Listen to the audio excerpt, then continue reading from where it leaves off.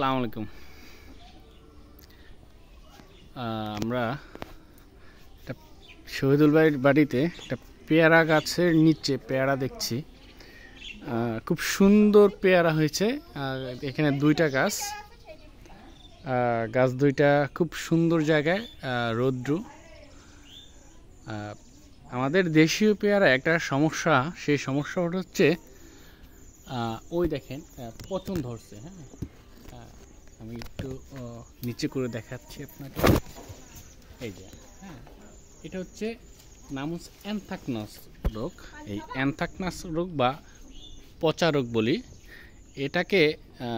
আমরা যদি 7 দিন পর পরে 2 থেকে 3 বার স্প্রে করি টিল্ট বা যে কোনো একটা ছত্রাকনাশক, তাহলে এটা ভালো কার্যকর।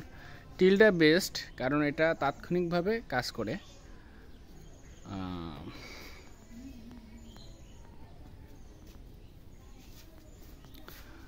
তো এটা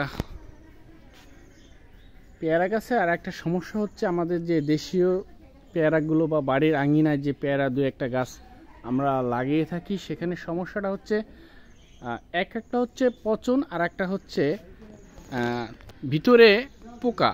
হ্যাঁ, এই মাজরা পোকা বা ছটকা পোকা, এটা ভাঙলে দেখা যাবে এটার মধ্যে অনেকগুলো পোকা। হ্যাঁ, আমি কিভাবে দেখাবো, এটার মধ্যে পোকা আছে। হ্যাঁ, এটা ছোট ছোট ছোট ছোট পোকাগুলো, এটা আসলে এরকম যখন হয়ে যাবে তখন বুঝতে পারবেন যে এটার মধ্যে ছোট ছোট পোকা আছে।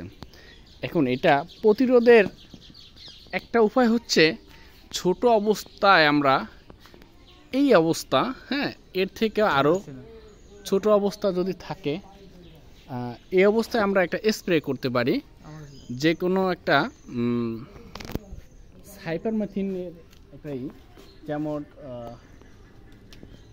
এই পেয়ারাটা দেখাচ্ছি, এই অবস্থা, এর থেকে আরও ছোট অবস্থায় আমরা স্প্রে করব কট বা রিপকট। এরপরে স্প্রে করে ব্যাগিং করব। ব্যাগিংটা এর থেকে ছোট অবস্থায় থাকবে, পুরোটা আমরা আটকে দেব, এবং কি পিন অথবা আমরা রাবার দিয়ে মোরিং করে যদি দেই বা গ্রামারে, তাহলে এই ফলটা খুব সুস্বাদু এবং রসালো হবে, যার ফলে এটার মধ্যে কোনো পোকা বা ওই যে অ্যানথ্রাকনাস রোগ এটা হবে না, পচবে না। তাহলে এইটার মানটা খুব ভালো হবে, ফ্লেভারটা ভালো হবে। তো আজকে এই পর্যন্তই। যদি কোনো পরামর্শ থাকে, আপনাদের যদি কোনো কিছু জানার থাকে, কমেন্ট করুন। খোদা হাফেজ।